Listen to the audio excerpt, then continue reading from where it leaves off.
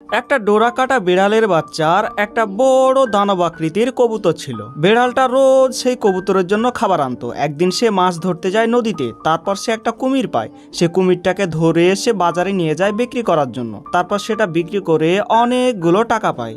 আর এদিকে বিশাল সেই কবুতরটা একটা ডিম পেড়ে দেয়। পরদিন সকালে সেই বিড়ালটা আবার কুমির ধরতে যায়, আর সেই কুমিরগুলো বাজারে বিক্রি করে অনেক টাকা পায়। এদিকে দেখতে দেখতে সেই কবুতরটা অনেকগুলো ডিম পাড়ে, আর সেই খুশিতে সেই বিড়ালটা প্রত্যেক দিন একটা করে কুমির নিয়ে গিয়ে বাজারে বিক্রি করে আসতো। আর সেই টাকা দিয়ে সেই কবুতরের জন্য ভালো ভালো গম, ভুট্টা এগুলো কিনে নিয়ে যেত।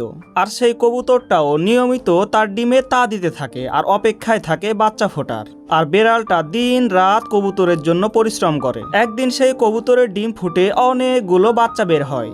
বাচ্চাগুলো পেয়ে কবুতর এবং বিড়াল ছানা অনেক খুশি। আস্তে আস্তে বিড়ালের বাচ্চাটাও বড় হয়, আর তার কাঁধে অনেক দায়িত্ব পড়ে, কারণ এতগুলো কবুতরের বাচ্চার জন্য তাকে খাবার সংগ্রহ করতে হতো। আস্তে আস্তে সেই বিড়াল ছানাটাও অনেক পরিশ্রমী হয়ে যায়। তারপর থেকে মোটা মোটা কুমির ধরে বাজারে নিয়ে গিয়ে বিক্রি করত। আর এভাবে কবুতরের সাথে বিড়ালটির দিনকাল ভালোই যাচ্ছিল, আর বাজারে কুমির বিক্রি করে সে অনেক টাকার মালিক হতে থাকে।